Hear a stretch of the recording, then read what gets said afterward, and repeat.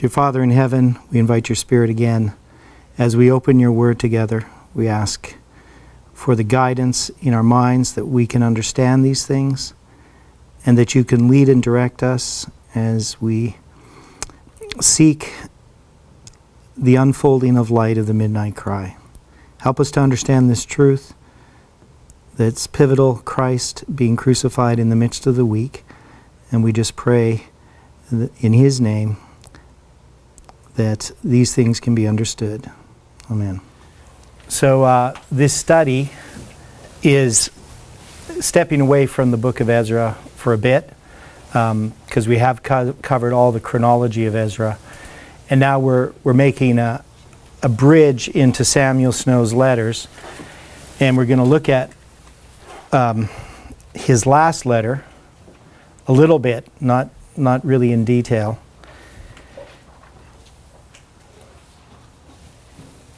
So what we're going to be looking at is this.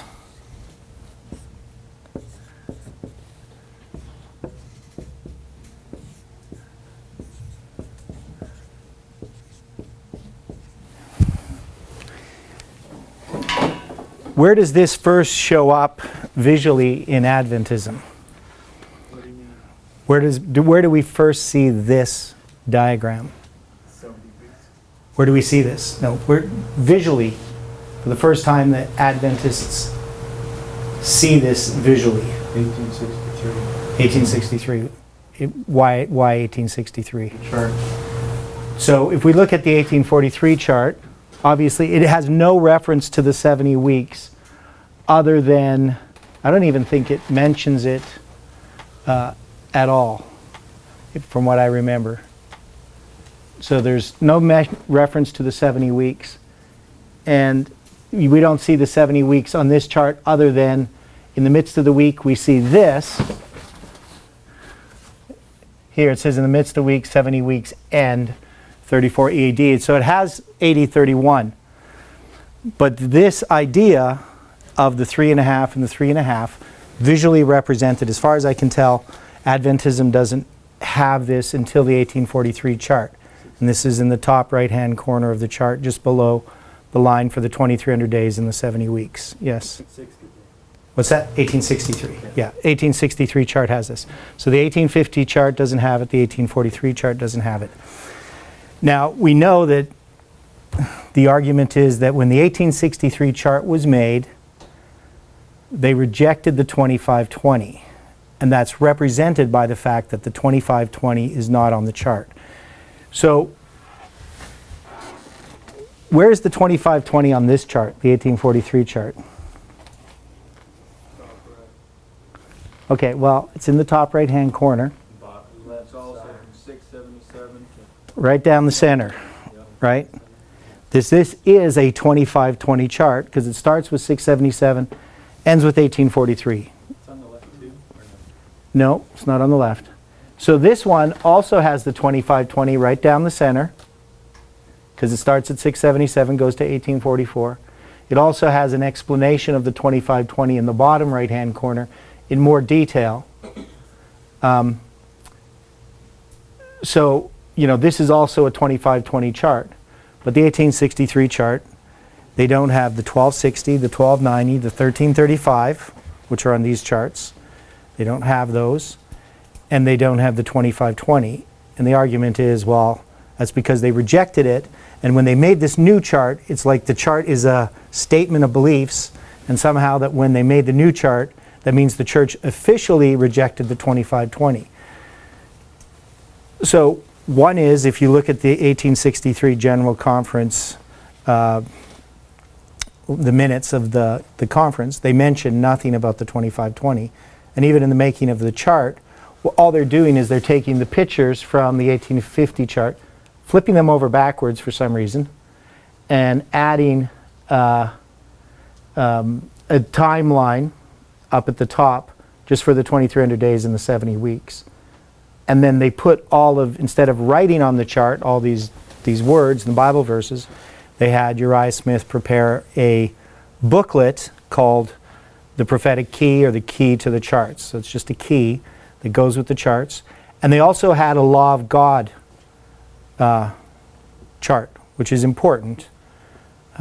Why is it important? That they put the law of God chart, the 1863 chart, in this key. Anybody? What is the law of God? It's 2 tables, right? 1843 and the 1850 chart represent the law of God on the 2 tables. So they're in a sense representing the 1843 and the 1850 chart when they bring the law of God chart. And also in the 1863 chart they have this, which is, as we know, 3.5 years is 1260 days, so that's a 2520. And so the 2520 is hidden on the 1863 chart. And we're going to look at that in a little bit more detail. Now, there is a... in understanding this, what is this week doing? What is the final week of Christ? What is it about? I know that's a really broad, open-ended question. Covenant. So it's the covenant. So he's confirming the covenant with many for 1 week. And we dealt a little bit with chiasms. So a chiasm, one of the things, and there's different types of chiasms, but literary chiasm, it's the structure is there, but it's not the structure that's important. What's important? What's that? The information that it is giving. So it's giving you information. Now, what kind of information is given us as we look at Christ's week in this chiasm? And is it a chiasm? Based on what Elder Parminder said regarding this week. Is it a chiasm? What would make it a chiasm?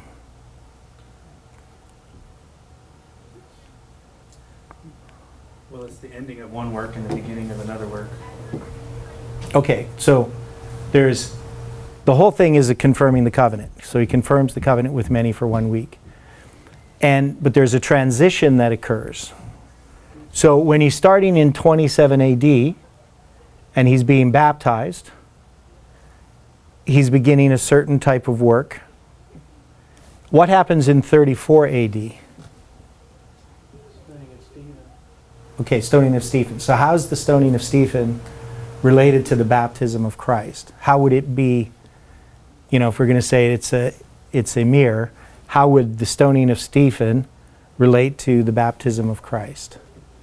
Christ's baptism symbolizes death. Okay, well, baptism symbolizes death. Okay, so I guess Stephen is dying at the end. So, beginning of the work taken up by that. right, there's another group of people involved.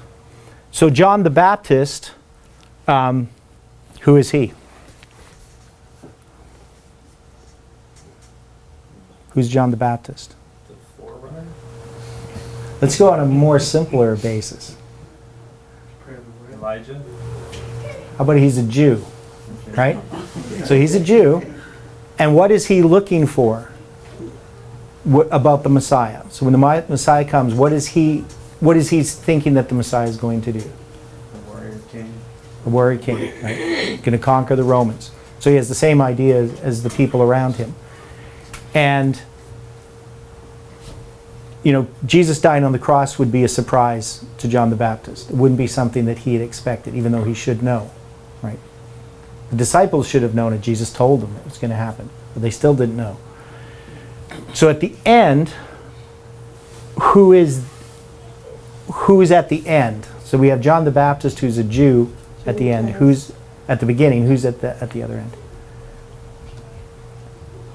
Paul, right? So we have Paul. So at the stoning of Stephen, of course, there's Stephen, there's Christ standing on the right hand of God. But we also have Paul. And Paul, of course, is a Jew, but what's his ministry? To the Gentiles. To bring the gospel to the Gentiles. And so we can see that this is a transition from Jew to Gentile, we could say. That's one way we could look at it. Now, we heard of the idea of dispensations, and it was talked about in one of the classes dealing with dispensations, different forms of worship. And there is a change in worship that happens here. What's the change in dispensation that occurs in this covenant week? From the earthly to the heavenly. Yeah. So we go from the earthly sanctuary to the heavenly sanctuary. And I want to read a statement here. So I don't know how to jump into it, but it's from Prophets and Kings 7:13 to 7:15. And I just want to deal with some ideas here that Sister White addresses in this. What page, please? Well, it's in your what page? 26. So it's lesson 4, study number 4, midst of the week. So it'd be on page 27. It's on the next page in your notes. Should be in page 26 in my proper notes. So Ellen White says, that which God purposed to do for the world through Israel, the chosen nation, he will finally accomplish through his church on earth today. He has led out his vineyard unto other husbandmen, even to his covenant-keeping people who faithfully render him the fruits in their seasons. Never has the Lord been without true representatives on this earth who have made his interests their own. These witnesses for God are numbered among the spiritual Israel, and to them will be fulfilled all the covenant promises made by Jehovah to his ancient people. So, I would think that this paragraph is easy to read and understand. I don't want to go through it like Parminder would. But who is Israel today? Covenant-keeping people. What was the word? Covenant-keeping people. So covenant-keeping people, right? And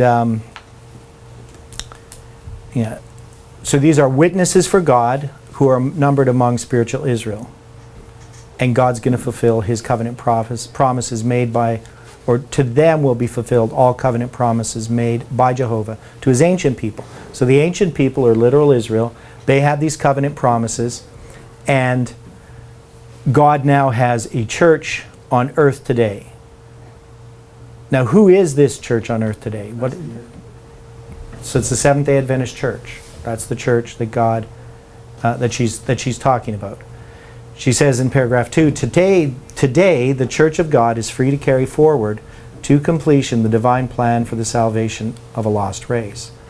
For many centuries, God's people suffered a restriction of their liberties. The preaching of the gospel in its purity was prohibited, and the severest of penalties were visited upon those who dared disobey the mandates of men. As a consequence, the Lord's great moral vineyard was almost wholly unoccupied. The people were deprived of the light of God's word. The darkness of error and superstition threatened to blot out a knowledge of true religion. God's church on earth was as verily in captivity during this long period of relentless persecution as were the children of Israel held captive in Babylon during the period of exile. So here, when she's talking about the church, now she goes back, what is this church that she's talking about? Is it the same church, or is it a different church?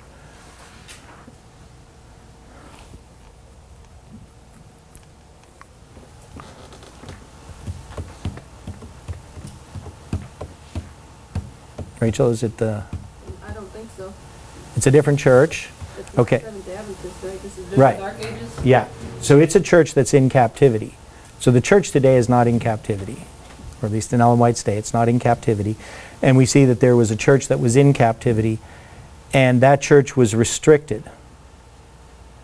So even though it was God's church, it wasn't the church that's going to complete the work that God wants it. Right? So she says, today the church of God is free to carry forward to completion the divine plan for the salvation of the lost race. So we know that there was this period of time, the 1260 years, which parallel the 70 years captivity. She says, but thank God his church is no longer in bondage. To spiritual Israel have been restored the privileges accorded the people of God at the time of their deliverance from Babylon. So what is she paralleling here?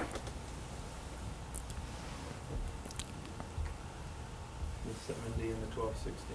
Okay, but more specifically, we know that those are parallel, but what is she paralleling that happens at the end of those things? Restoration. The restoration. So, she's not saying this here, but when she talks about God's denominated people, who does she label as God's denominated people? There's two different groups. Who are they? If you ever do a study on Spirit of Prophecy on God's denominated people, who would she label as God's denominated people? Commandment keeping ones, right? Okay, well, for us, she labels Seventh-day Adventists And Jews. and ancient Israel. Did God have a denominated people after 34 AD or 70 AD all the way up to 1844? He didn't, right? So the Seventh-day Adventist Church replaces literal Israel as far as fulfilling those the covenants, the promises of the covenant. So she's paralleling this deliverance, and this restoration happens after these periods of 25-20 years. So there's the 1260, but there's also the 25-20 for Judah. I'm not going to go into those in detail right now, but the restoration that happens at the end is God establishing a denominated people who keep the Sabbath and have the sanctuary. But in this case, the sanctuary is in heaven, not on earth. She says, in every part of the earth, men and women are responding to the heaven-sent message which John the Revelator prophesied would be proclaimed prior to the second coming of Christ. Fear God and give glory to Him, for the hour of His judgment is come. Revelation 14:7. No longer have the hosts of evil power to keep the church captive, for Babylon is fallen, that great city, which hath made all nations drink of the wine of the wrath of her fornication. And to spiritual Israel is given the message, come out of her, my people, that ye be not partakers of her sins, and that ye receive not of her plagues.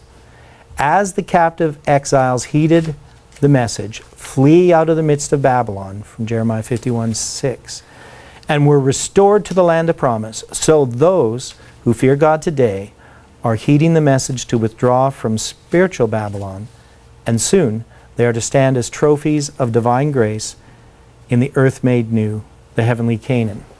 So here we can see that spiritual Israel is going to give a message to call people out of Babylon. And so that's going to be at the end of the world. And I wrote here, to understand this simply, we could say that ancient Israel is typical of spiritual Israel.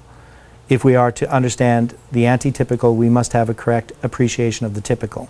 If we are to understand the confirming of the covenant, we must understand what the covenant is and how Christ's death upon the cross confirms it. So I wrote that. I don't think I really said it very well. So I said, to understand this simply, I don't know if that is even a great explanation. So how would you put it? How would you sum up what Ellen White has said here? James?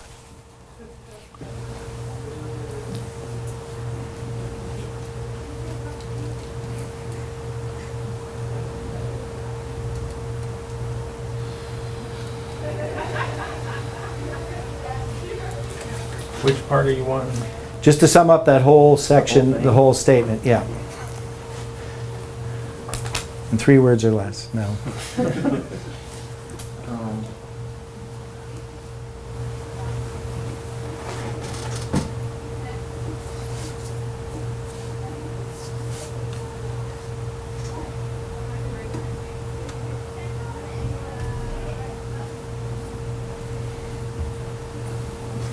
We're to tell people to come out of Babylon.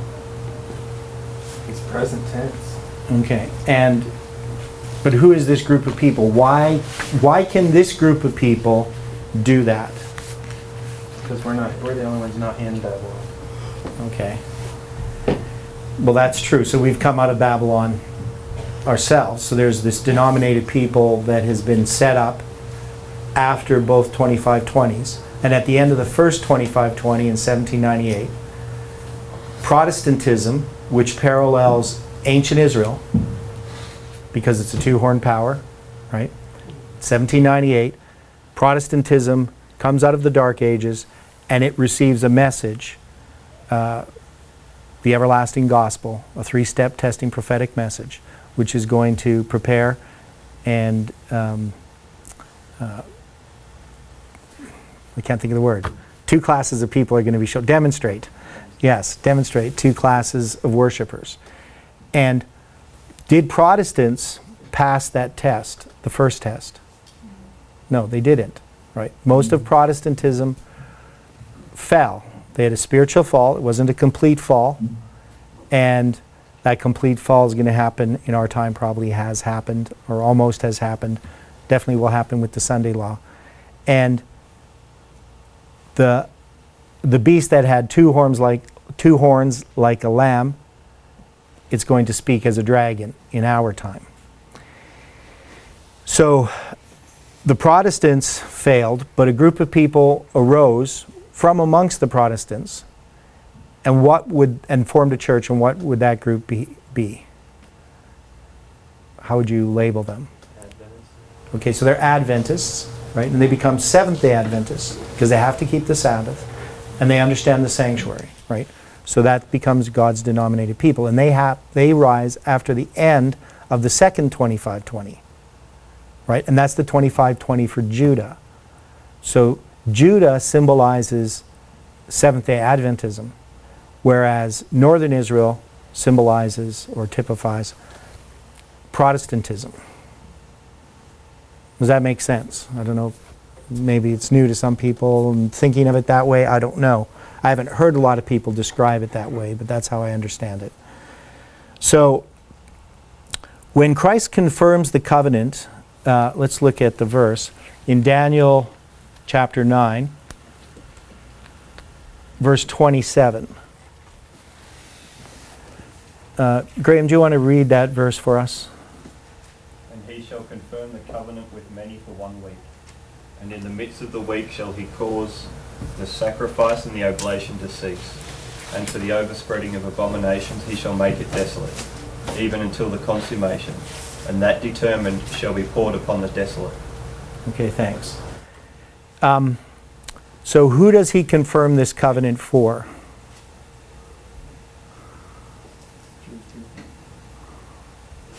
Okay, what does Daniel say? Many. Okay, so would you call the Jewish people many?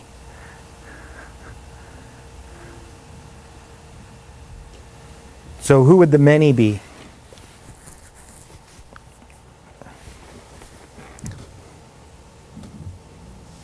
Many is such a word that can be used, so many different ways. There are many Jews. When you consider them compared with the world, there wasn't many Jews, but there were many Jews. Dispensations. Okay, so dispensations, so it could be many dispensations. So why would you say many dispensations?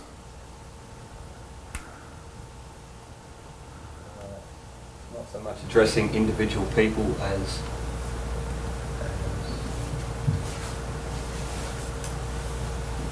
he's doing the work covering the whole span of history. Right. So how many times does Christ have to die? Once. For all. Right? So that means all the people in the past, before Christ, whether, the people before the flood, people after the flood. People before the flood worshipped at the gates of Eden. After the flood, they had altars. Then later, they get a sanctuary, a tent, a tabernacle, and then they have a physical sanctuary. Right? So there's these different dispensations. And Jesus is dying or confirming the covenant for all those dispensations. All those people, everything that he has done covers all of salvation for all times, before him and after him. And, he's embracing, this whole span. When we look at what this week symbolizes, it symbolizes all of history. And we know that paganism is a counterfeit of what? What's paganism a counterfeit of? Sacrificial system. Of a sacrificial system of animals, right? Yes. So sacrificing animals. And what is paganism a counterfeit of? Papalism. Papalism, it's a counterfeit of what? church. Counterfeit of the church. Well, if paganism's a counterfeit of worship, what is papalism a counterfeit of? Worship. Yeah. And what kind of worship? It's a counterfeit of the heavenly sanctuary. It's a counterfeit of the work that Christ does in heaven. Now, it doesn't come, it follows after, but it typifies that, or Christ, maybe typifies isn't the right word, but it's related to it. It's a counterfeit of it. So when Christ, in his week, when we look at this, we see the first part is earthly and the second part is heavenly. Now, Parminder said the first part was Jesus and the next part was the disciples. So are we both right, or is one of us right and one wrong? When you say the first part is earthly. Yeah. Jesus is on earth. There's earthly sacrifices. Those still are in effect. When he dies on the cross, the veil in the temple is ripped in twain from top to bottom. Now Christ is ministering in heaven. So we can see that both the broad dispensations of earthly and heavenly are represented here in this covenant week. So we'd have to say the many is not just for, it's not talking about many people. It's talking about these different dispensations, they're not different ways of salvation, but they're different periods in which different knowledge and understanding and responsibility and different covenants, if you want to look at it that way, are enacted in which God interacts with people. And so there's different obligations that these people have in these different times. Right? The everlasting covenant overrides all these, because is anybody ever saved under the old covenant? Why? So people are saying no. Because what is the old covenant that they're not saved under? Covenant of flesh self. Okay, you guys have to speak up a bit more. So, Saladin, what's the old covenant? The old covenant is a covenant of self, flesh. Okay. So what's another way, when the old covenant was made, when was it made? Sinai. At Sinai. And what was it based upon? The obedience of the people. Works. The promises of the people. All that the Lord has said, we will do and be obedient. So, what's the new covenant based on, Greg?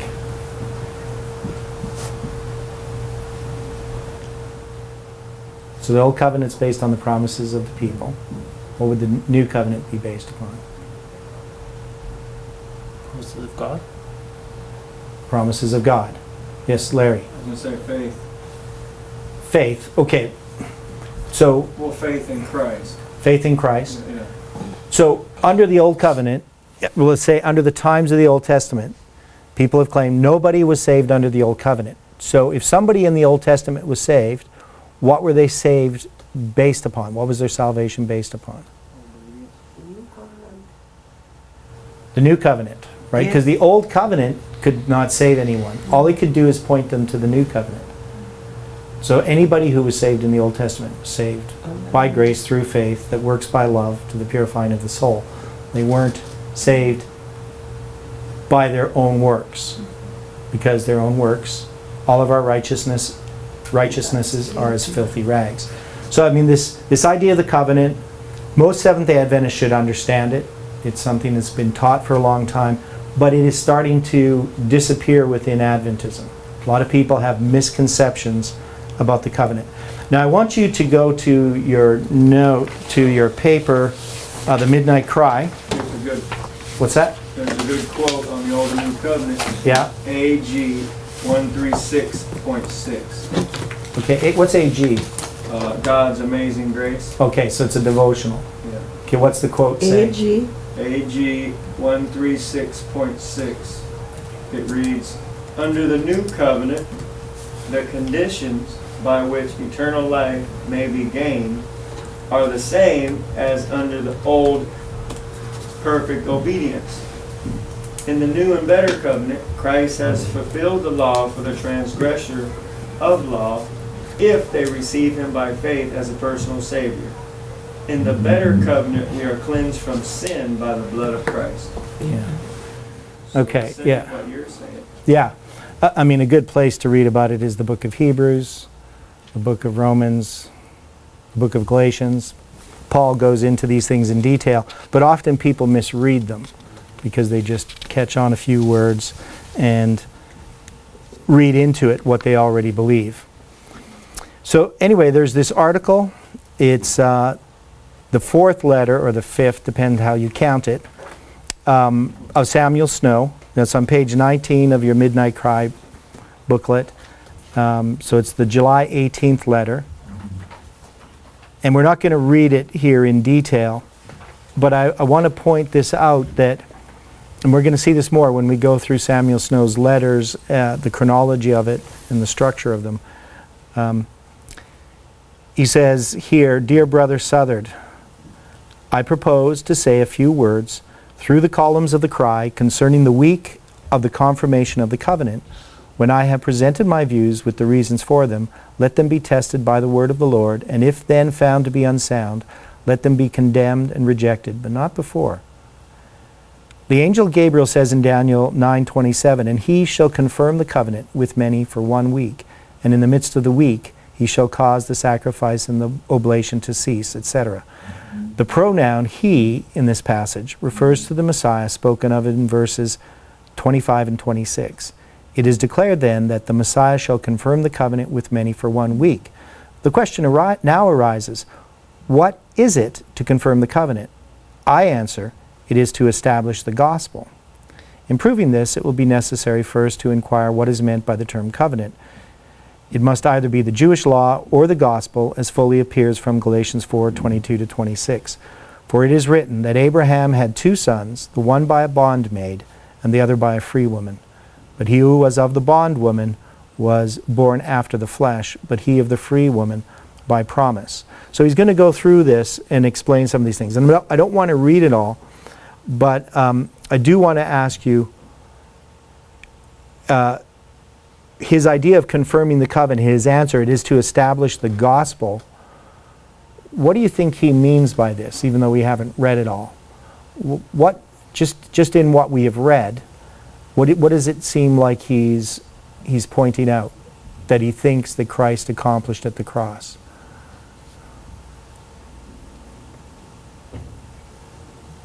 So if he's establishing the gospel, in his thinking, what is Christ doing?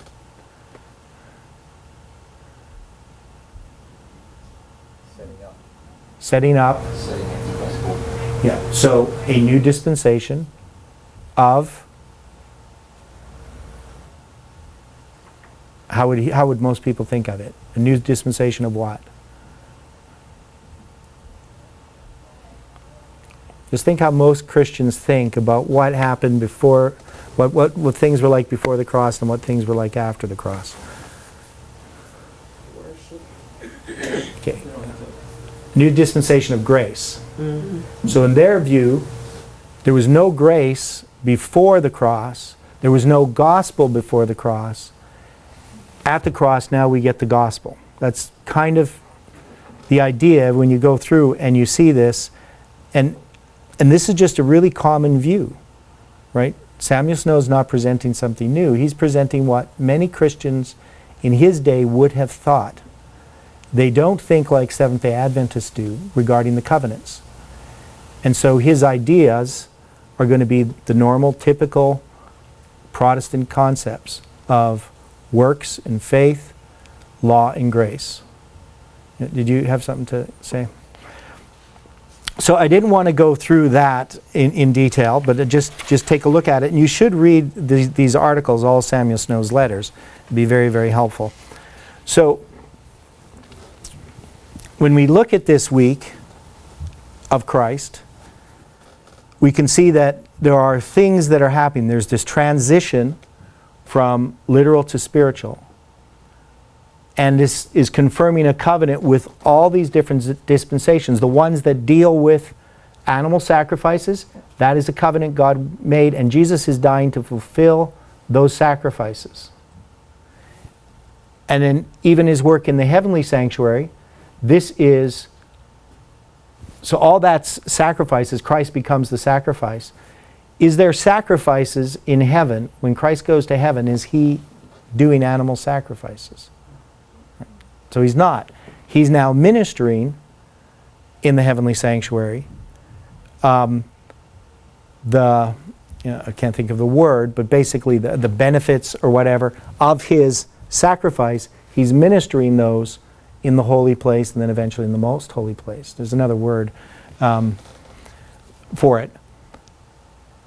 So this covenant here is all encompassing, right? It covers everything. Both every kind of covenant that God has made with man, Christ's death upon the cross accomplishes that. And then the work that he's doing in the heavenly sanctuary, that work of a high priest, covers all the different dispensations. Christ has always been the high priest, but now he's actively, in different ages, he's doing a different work. And here he begins to do the work in heaven actively as a man, a God-man. He now has human flesh, and he's ministering as a high priest who can be touched with the feelings of our infirmities. So there's a lot to understanding this midst of the week. Now, I want to deal a little bit with the chronology of this. So, why is it that Jesus is crucified in 31 AD? Let's ask the question. Why 31 AD? Is that an arbitrary date?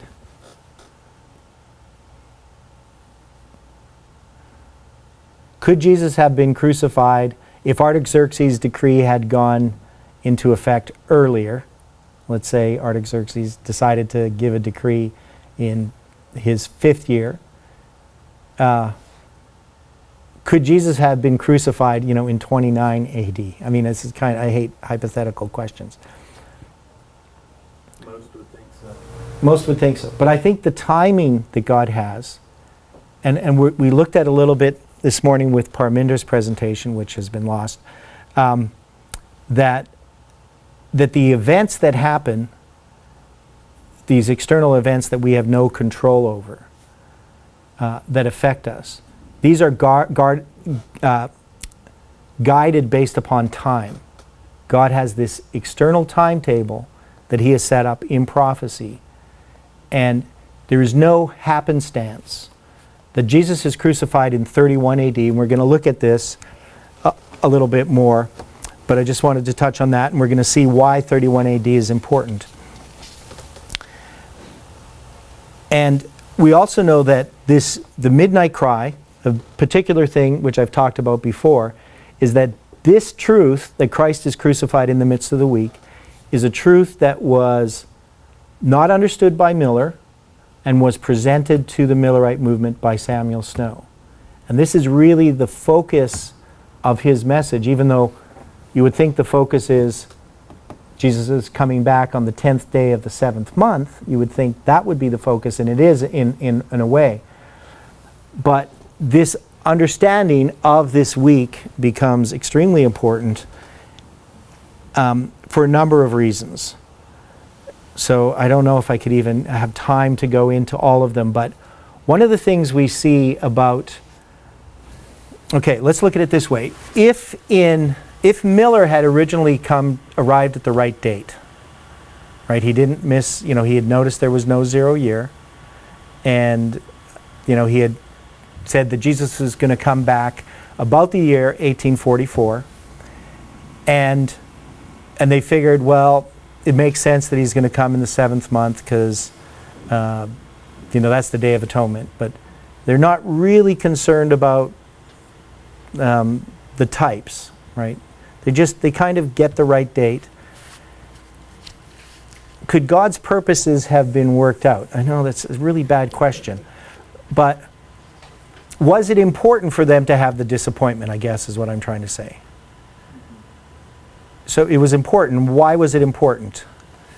This is not an easy question to to answer? Why was it important that they had a disappointment? What did the disappointment cause to happen? They went and searched. Okay, they searched more, right? So they had to dig deeper and deeper into the scriptures as they progressed. So if they hadn't understood certain things, like typology, the spring and the fall types, could they have understood the great disappointment? I don't know if I'm putting that, I don't know how to put it as a question without sort of giving the answer. But did they have the correct understanding to interpret what occurred when Jesus didn't return on the 10th day of the 7th month? Did they have enough understanding to know that he was now our high priest in the heavenly sanctuary? Did God give them enough background information for them to draw the conclusions that Christ was now beginning a day of atonement in the heavenly sanctuary? Said, did God give them enough? Yeah. Did not just that did he give it to them, but did they have enough in the light that had been unfolded to them prior to October 22nd, 1844? I don't know if you've read all the Millerite writings, but yes, Andrea. Yes, I think so. Because even though they didn't understand, the disappointment, they thought the sanctuary was the earth. God had given them enough foundation for when all that was clarified. And I can't remember the man that received the vision in the cornfield. Hiram Edson. Then they saw, okay, because from what I understand, they understood the types have been fulfilled, the spring types, and they were just looking for the fall types to be fulfilled. So them understanding the types in spring and fall, then after they got the earthly sanctuary out of the way to know that there's a heavenly sanctuary, they could see, well, hey, this is the fulfillment of the Day of Atonement, the one fist, if I could say that has not yet been fulfilled, but we see it has. Right. So they now understood the spring and fall types. And Samuel Snow makes this really clear in his August 22nd paper, The True Midnight Cry, where he has a section dealing with the types. And so that the spring types were fulfilled in the time of Christ, and so now the fall types were being fulfilled. And so if they had really thought about it, which some Adventists did, it makes sense that Christ now is our high priest, ministering a period of time in the heavenly sanctuary. How long a time, they should know that it's not one day that it's all going to happen. That there would be a work first in the holy place and then a work in the most holy. They should have known that because they had all that information in the Midnight Cry, even if it's just in a very basic form. You had some thoughts on that, James? I was going to say, the Bible gives them all the information. The letters of Samuel Snow show that at least by the end of 44, they were recognizing what the Bible was already teaching. Mm-hmm. They just didn't fully put all the pieces together. Right. And that's due to preconceived ideas. They've been thinking Jesus was going to come for 20 plus years. It's going to be hard to turn that. Right. They're a little bit myopic. They're just looking to Jesus coming back. They're not thinking about the work that he's going to do. So, nearsighted is myopic, right? For Larry's sake. So, when we look at this, we know that Jesus was crucified in 31 AD. And this understanding that Snow had was different than Miller. Miller believed that Jesus was crucified in 33 AD. And there were some people who had a date in 30 AD. And why did they have 30 and 30 AD as dates for the crucifixion of Jesus? Does anybody know? 30 and 33. Yeah, those are the two different dates they had to choose from. Nobody had 31 except Dr. Hale. I can't think of his first name, but not Apollos Hale. That's an Adventist. It was a guy who wasn't an Adventist, a chronologist. I can't think of his first name, but Hale's Chronology. Well, the 30 could be because they had the year off. Okay, so that's not the reason. It's nothing to do with the no 0 year or no 0 year. They had 30 and 33 because what day of the week is Jesus crucified on? Friday, right? So he's crucified on a Friday. And so when they would look at the Jewish calendar and they would look at the various years in which Jesus possibly could have been crucified, they found that there was 2 different years where the Passover fell on a Friday. And that was 30 AD and 33 AD. In 31 AD, the Passover would fall. Some people calculated on a Wednesday, and some calculated on a Thursday. Now, if you go to your Skyview Cafe and you look at the year 31 AD, and you look at March, and you look at April, so one of the things is some people put the crucifixion of Christ in March. And we're going to deal with that a bit later on when we look at one of Samuel Snow's letters. So one of the things that Samuel Snow did not do is he did not figure out exactly when Jesus died. He had the year 31 AD, and he got that year sort of in a roundabout way.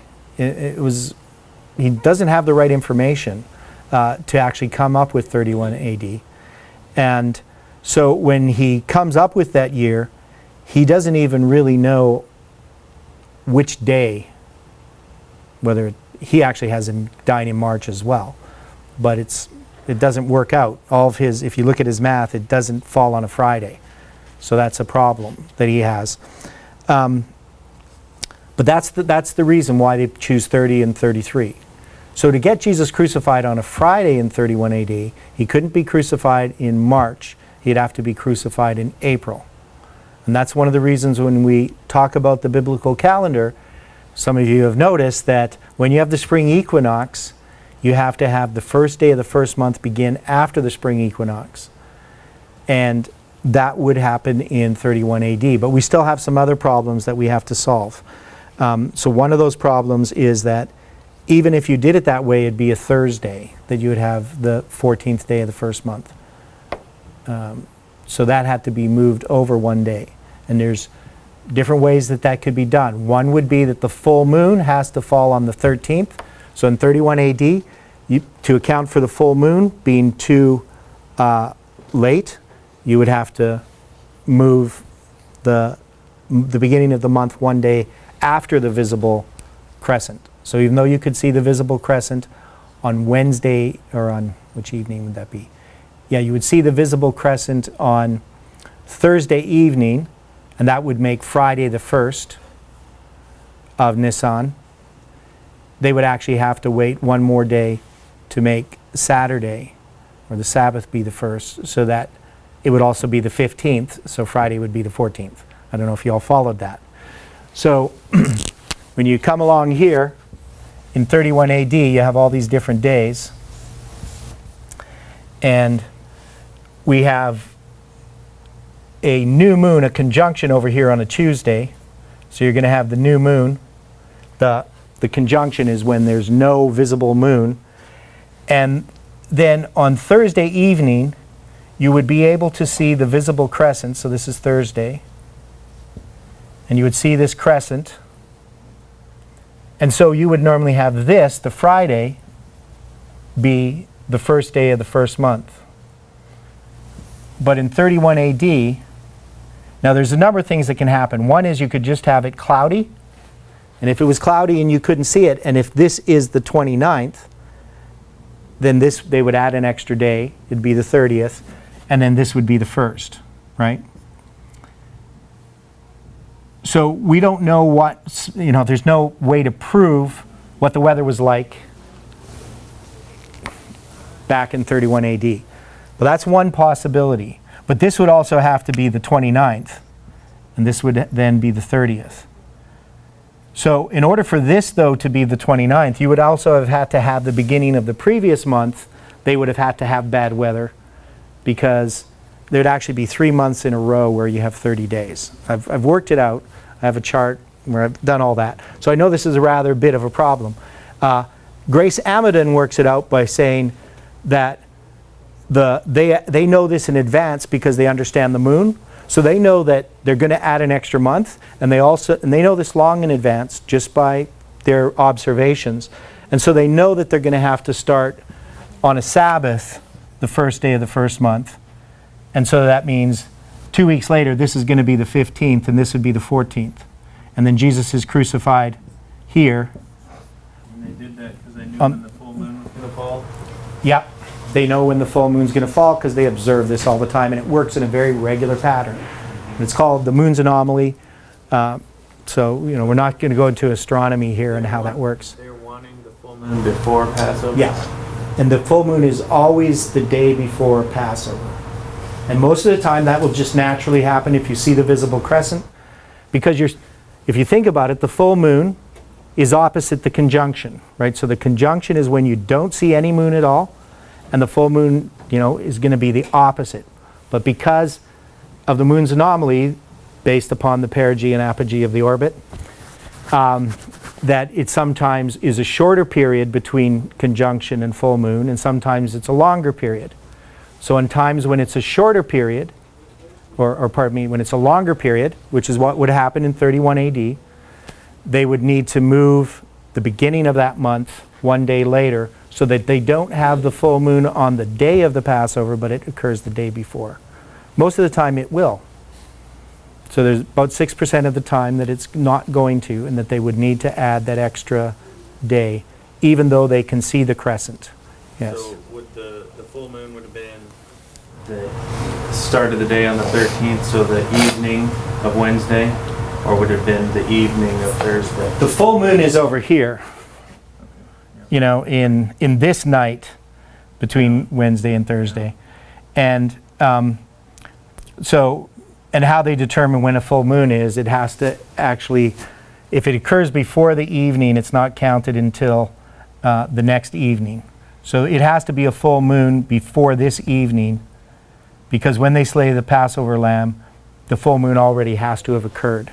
And they slay the Passover lamb on the evening of the 13th. They don't slay it at the time Jesus was crucified. That was the evening sacrifice that was slain at the time of Christ's crucifixion. Is everybody aware of that? Or do most people still believe like I used to?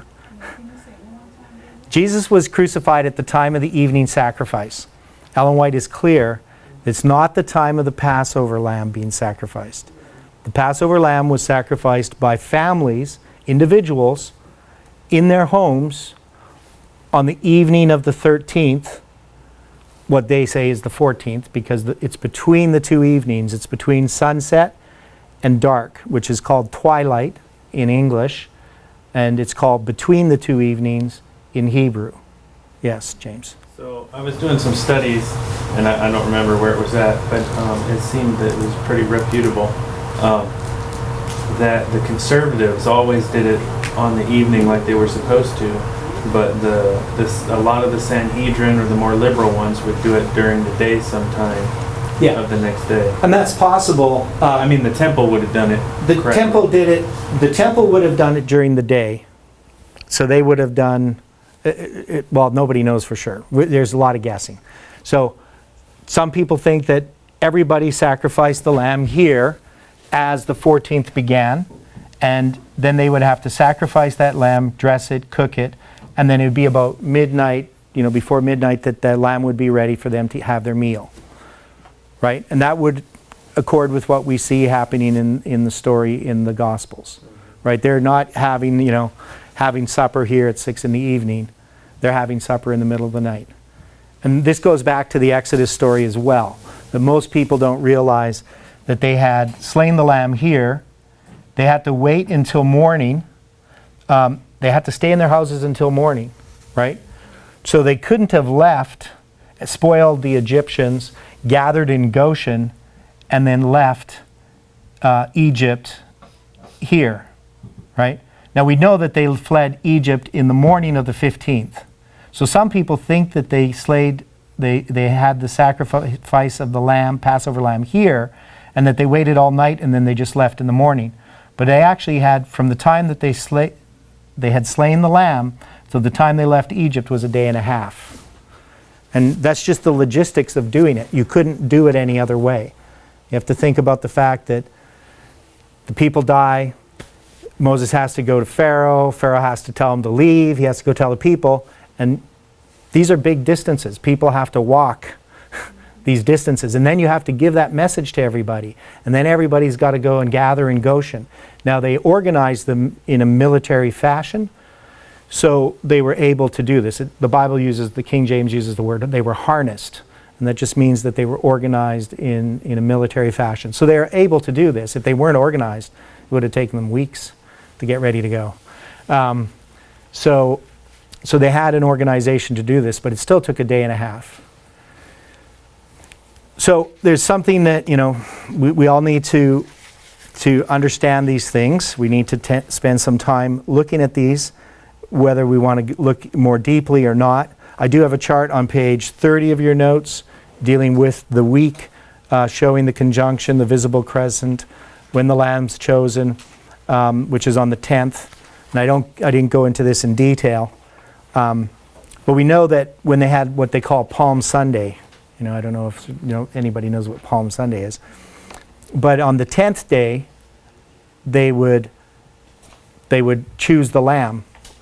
And some people think that was on a Sunday. Now Jesus, when he came in and they were saying, Hosanna to the Son of David, and they put palm branches, that was on a Sunday. But that's not the 10th.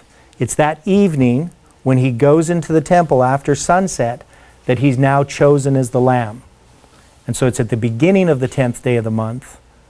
And so some people put the Friday as the 15th because they put the Sunday as the 10th, because they want that lamb to be chosen when he goes in riding on the donkey, right? But instead, he's chosen when he goes and enters into the table. And the next day, the next morning, he cleanses the temple, right? The second temple cleansing.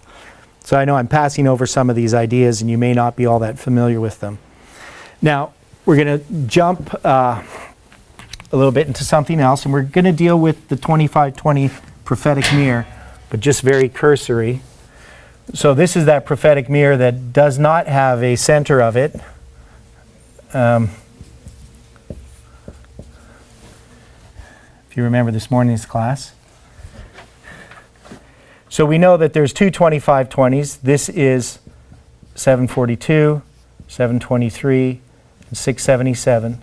So this is the prophecy in Isaiah 7. This is the captivity of Hoshea. This is the captivity of Manasseh.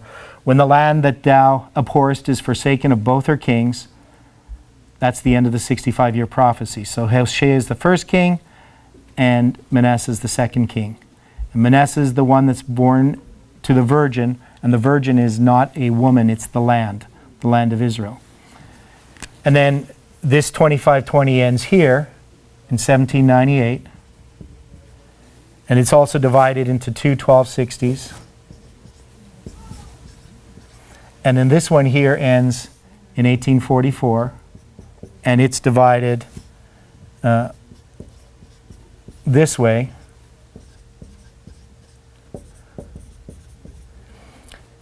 And then this is the end of the chiasm in 1863.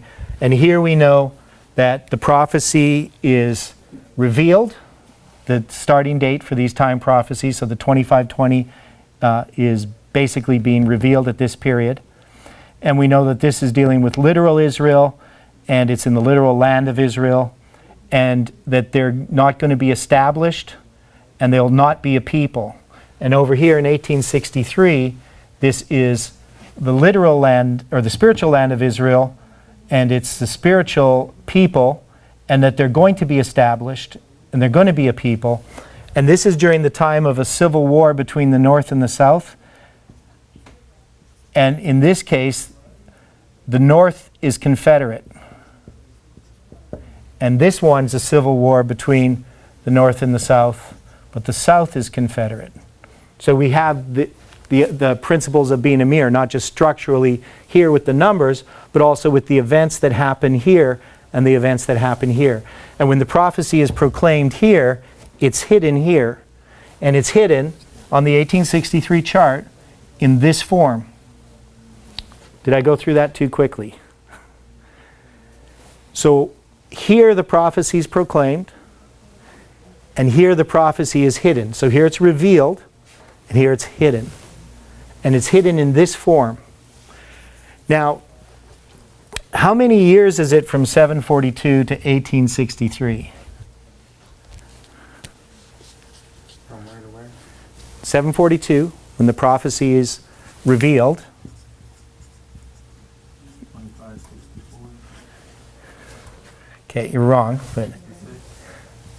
Okay, so all we would do is we'd go from here to here is 2520. How many years is this? 65. 65 years. And how many years is this 19? Yeah, 19, right? So if you put them together, 65 plus 19, that equals how many? 84. Right. So 84. And so you add 84 to 2520, yeah, 2,604 years. So this is the 2,604 year prophetic mirror. So really we should be called, the 2,604 movement. It has more ring to it, I think. But anyway, this point here, that this period, there's lots to this period of why it's this way. And it used to bother me that this was 19 and 46. I didn't like these numbers, 19. Things just didn't seem to fit. But once I understood that this was 84, when I added this at the beginning and the end, I noticed in the chart here, so the 1843 chart has this in the top right corner.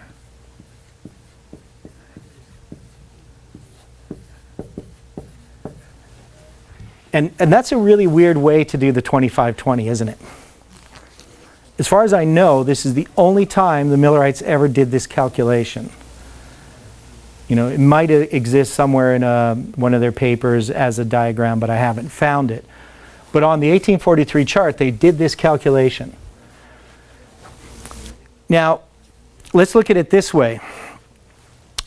What does it say about confirming the covenant in Daniel 9:27? Just read the first part of it again. Can somebody read that? And he shall confirm the covenant with many for 1 week. Okay, so what is the number of the covenant? So if you're going to use a number that symbolizes the covenant, what number would that be? Okay, somebody says 7. How many children did Jacob have? How many disciples were there? Okay, how many gates in the city? Right, so the number of the covenant is 12, right? So we'll call this the covenant.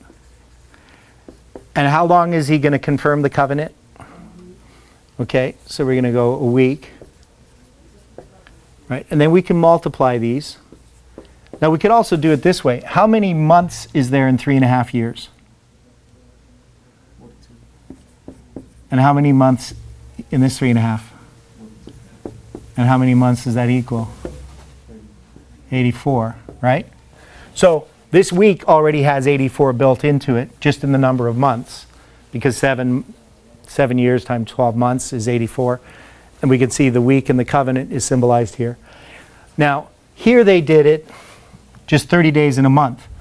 But it says he shall confirm the covenant with many for 1 week, and in the midst of the week. What's the midst of the week according to this chart? 31. So if I multiply 84 by 31, I get 2,604. Right? So that means that this here on the chart symbolizes not just 2520, but it also symbolizes 2,604. And that is from the time that they proclaimed the prophecy or revealed it to when it is hidden is 2,604 years, and it's in the very year that it's hidden that it's on the chart in this form. Does that make sense? Did I go through that too fast? So it's not chance that Jesus is crucified in 31 AD, because if he was crucified in any other year, Well, maybe 30 AD might have worked in the sense we would have had a 25-20.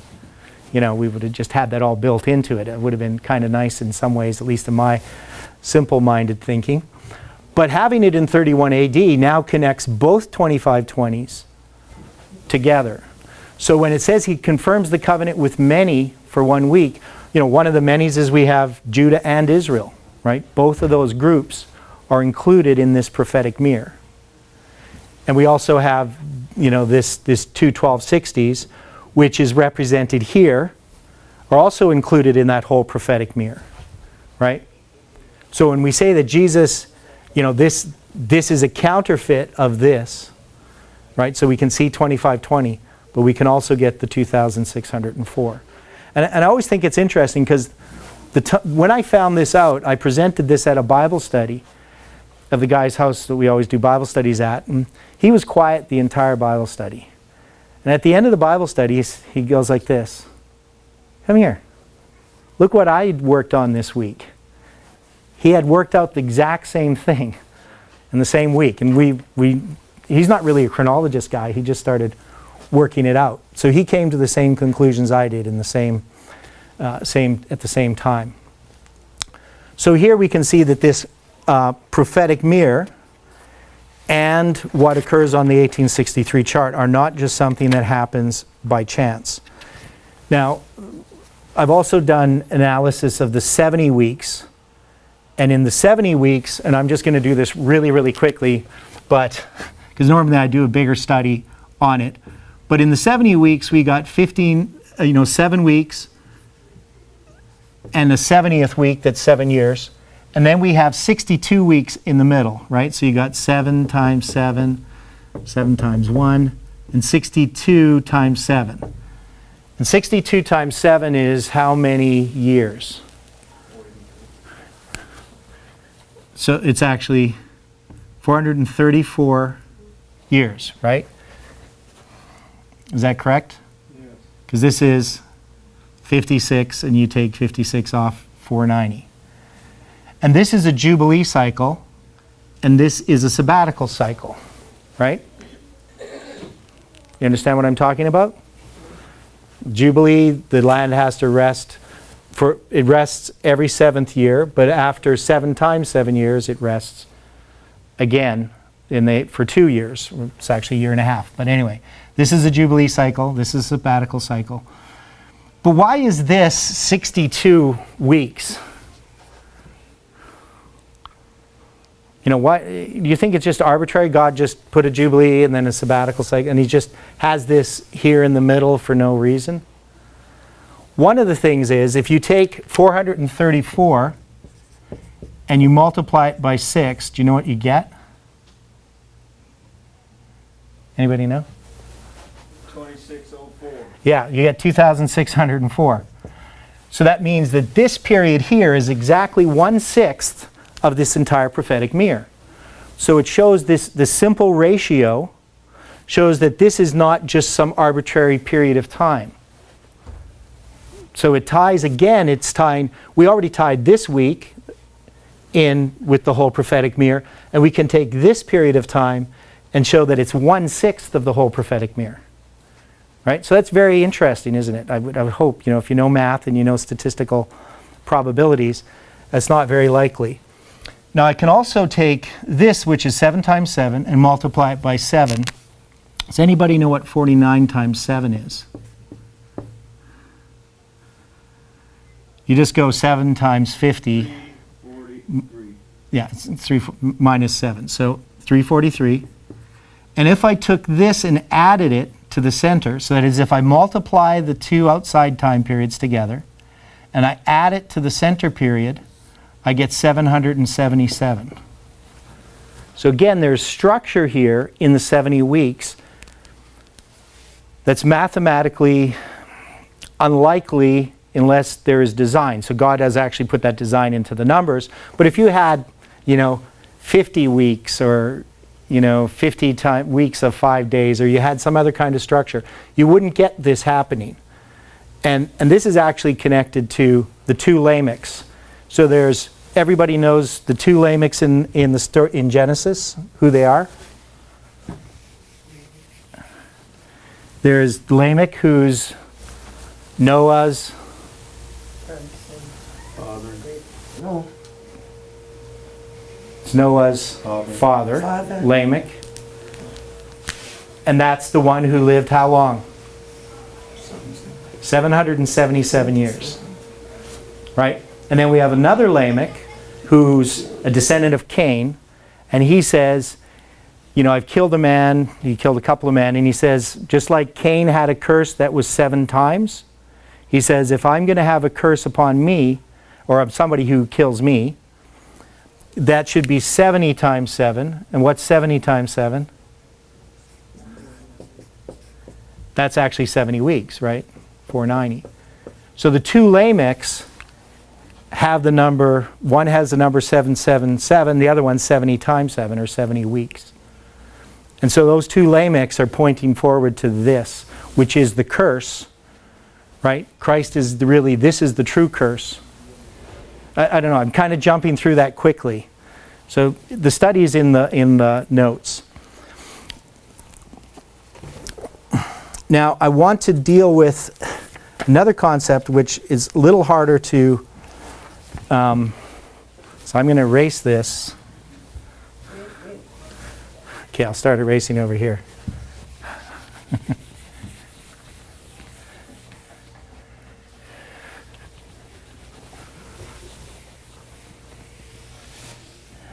We all know the prophetic mirror.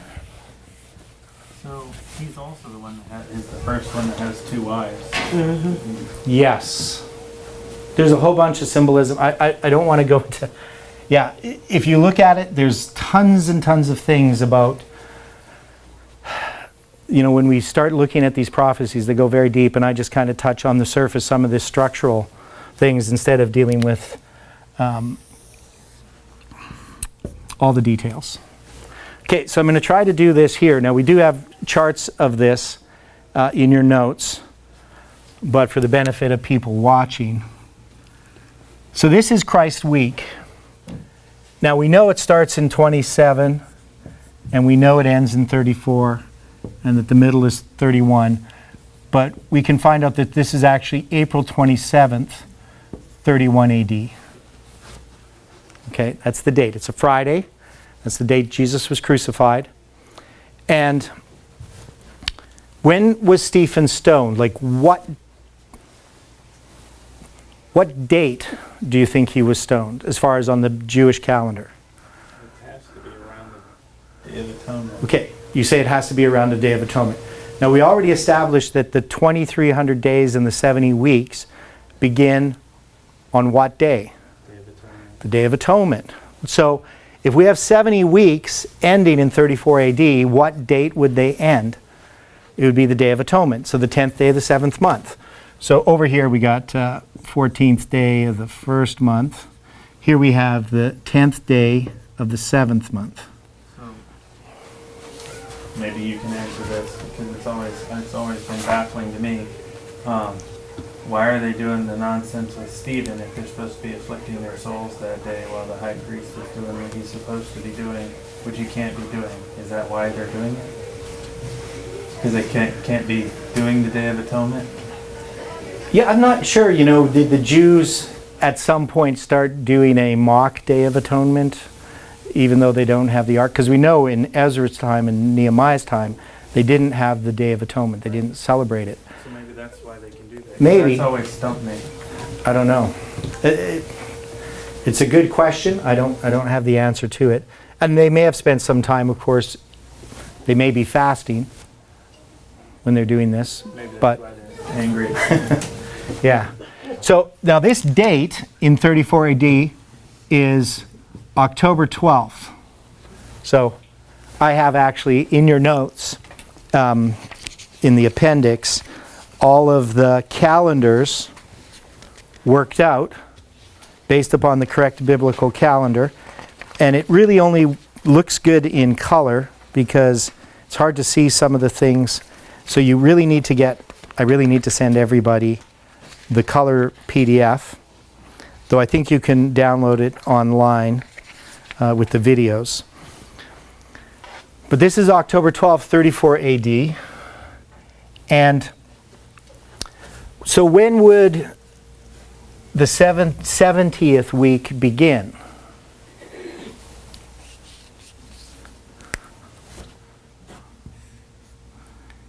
If it ends on the 10th day of the 7th month, when would it begin? 7 years previous. Right, Day of Atonement. on the Day of Atonement, 10th day of the 7th month. Now the thing is, we don't know. Jesus being baptized doesn't say it was the Day of Atonement. And I'm not sure if that necessarily has to be the case, that he's baptized on this day, but he could have been, right? So that's always a possibility. And then what I did is I counted the number of days. What's that? The date. This one would be, no, I think it's September 30th. September 30th, if I remember correctly. Yep, September 30th, my brother's birthday. So here we have this, and I wanted to know, because we now know that there is extra months added, and in a period of 7 years, you're going to have at least a couple of years that are going to have 13 months. And then the months they're not 360-day years, because if you have 12 months, they're going to be 30 and 29, so it's probably going to be 354 days in a year. So I just decided to count the days. So I went from here, and I counted back 1,260 days. But I didn't get all the way to here. I got to here, and this date is November 15th. So, I was thinking, well, maybe Jesus was baptized there or something. But then I wanted to see how many days it was to September 30th. And this is 46 days. So then I started to think about this. I noticed something. I said, well, this is interesting, because we know in our chiasm we have 46 years. We have 1260. So if this is 1260 and this is 46, well, this would have to be 1798. And this would have to be 1844, which, of course, on the 10th day of the 7th month, that's when the Day of Atonement began. So the thing is, we're going backwards in this, but is that a problem? It's a mirror, right? Mirrors, you can look at things backwards. So then I also counted 1,260 days this way. And I came to October 8th. So I noticed that there's 4 days here at the end. And then I thought, well, I need to finish off here.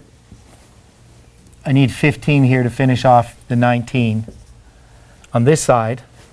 And then I have 46 here. Now that means 677. So let's look at it this way. This is 538 AD, right? Because if this is 1798, 1260 years brings us to 538.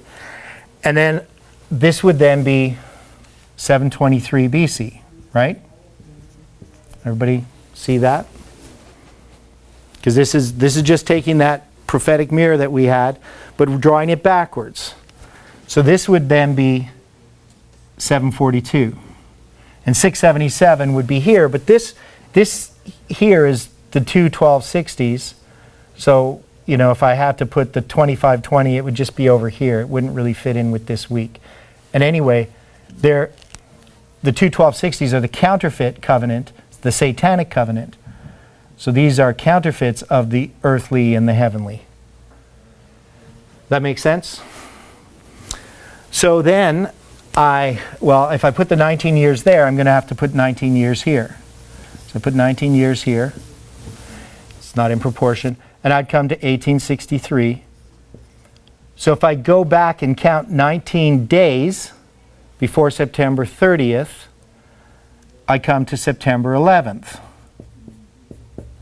Right? Or 9/11. So I could see here there was some significance in looking at Christ's covenant week, that symbolically it represents our message, but it also represents the prophetic mirror. Backwards. And then when you look at this one, this here is the 25th day of the 7th month, which is October 27th on our calendar in 34 AD. And the significance of this is that if you go from any date in 27 AD to any date in 34 AD, you have a period of 2570 years. So this is a 2520 plus 50. Right? So that means the week of Christ, if you go from the 10th day of the 7th month to the 10th day of the 7th month, it's going to be, I should put this here, it's going to be 2570 years.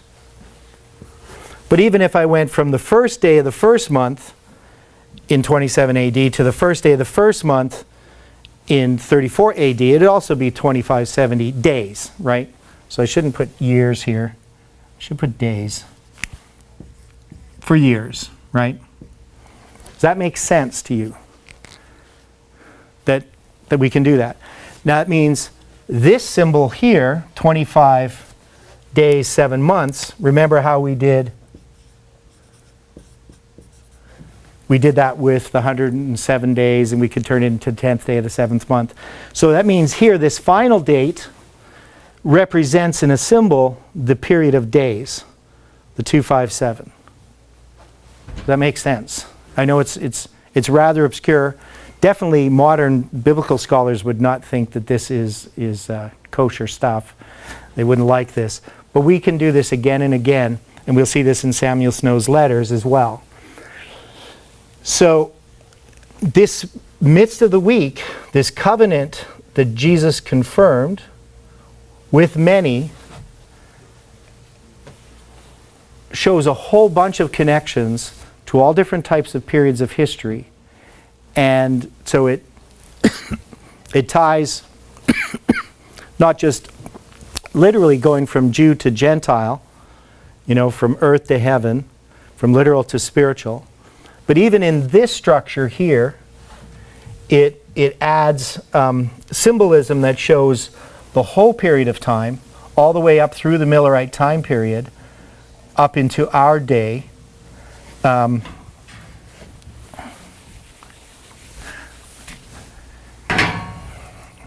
So then, I started thinking, right?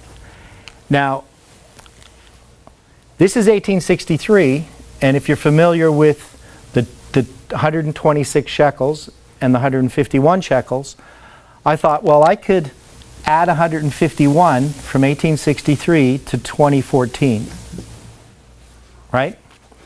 And when I was lying in bed doing this in my head, initially I thought, I'm going to get pretty close to Passover or to the first day of the first month or something. I'm going to be in the first month. And if you understand this, we have days going this way, literal days, and then I'm taking years being represented as a day going back this way. So if I'm at September 11th and I count back 151 days, I'm going to come to the date April 13th. Okay? So if you count on a calendar April 13th and you count, you're going to come up to September 11th if you count 151 days. And so that means April 13th symbolizes 2014. But this bothered me because this is not Passover. It's the 17th day of the first month. And I'm still trying to work out some things with this of what it means. But the 17th day of the first month is one day past the Feast of Unleavened Bread. Even if it was the 16th, I would have been happier. Unleavened, not first fruit. Yeah, first fruits, pardon me. And it's 2 days past the beginning of the Feast of Unleavened Bread. And it's 3 days, so to get to Passover, which is April 10th, I'm just going to put 410 here. So if I had these 3 days, that would be 2017. And this would be the 14th day of the first month, which is the date I wanted to get to. But to get to that, I have to go to 2017. So how much time do I have? Not much. Okay, so when I was in Alberta at the last camp meeting, Jeff was there, and he presented something from a brother in Ireland who had, and this didn't make any sense to me. He counted the numbers of days, not from here, but the number of days from Pentecost. So he says Jesus began on Pentecost. He began his work in the heavenly sanctuary, and he took out all the days of atonement between that and October 22nd, 1844. So he counted the number of days. I can't remember the number. It was like 663,312 or something like that. Anyway, it was a big number like that, the number of days. And then he divided it. So he took this number of days, you know, it's 600,000 or something, divided it by 350, or no, by 1844. So he divided it by 1844. Is that what he did? No, he divided it by 359. I don't even remember what he did. Yeah, I think he divided it by 359. That's right. And then he got 1844 plus a whole bunch of random decimals, right? And that, I didn't like the fact that he just has a bunch of decimals. Like, if he had got exactly 1844, then I would have said, okay, that's really neat. So what I did, though, is I took his idea, and I go over here. So over here we have the 10th day of the 7th month in 1844. So this is a long time in the future. But I'm going to count the number of days from 1844. Well, the way I'm going to do it is I'm just going to say, if I take 1844, instead of by 359, I multiply it by 360. This makes more sense to me. Why would I take the Days of Atonement out? I'm just going to say, this is the symbol of a year in the Bible, and 844, that's the year that, you know, Jesus began his work in the most holy place, and I multiply those, and I get this number, 663,840, right? Days. And then I decide I'm going to count from here back and find out where those days end. Right? And we can use the calendar converter. That program works really well. You take this date and you subtract 663,840 days from the Julian day number, and then when you go back, it'll bring you to this date here. So from here to there is exactly 1844 times 360 to this date, 2014. Now, I haven't really explained all the significance of it, so we see some structure here. One of the things we see about this prophetic mirror, and we're going to look at it in more detail again, so I'm going to come back to this, is that this prophetic mirror represents 2014. And we came to establish that on other lines. And so we're going to look at that when we look at Samuel Snow's letters. We're going to see that this chiasm here of Christ's week points to 2014 already. So, you know, I'm not just proving 2014 by doing this. I'm showing that this structure is establishing or confirming, because it's confirming the covenant, it's confirming 2014 in a way that we didn't expect. And so we're going to look at that as we go through Samuel Snow's letters. So you're going to keep this in mind. You're going to check my math if you can. Use the calendar converter. Try to see if we go from the 10th day of the 7th month back here. And you could get confused because you have to remember this is on a Gregorian calendar, right? And these dates are on a Julian calendar, so you're going to have to make sure that you're putting it in the right calendar. If you put it in the Julian calendar, you won't get this date because you're not counting the correct number of days. Because the Julian day number counts the actual number of days. It doesn't care what date it is or what calendar you're using. It's just counting days. So the actual number of days from April 13th, 27 AD to October 22nd, 1844 is 663,840 days. Okay. So I know that's a little bit complicated.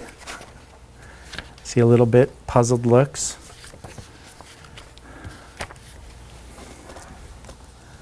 But all I've done is I've taken Christ's week, I've put it on a line, I've noticed that there's details that are symbolized by, or parallel to the whole prophetic mirror, which is in years.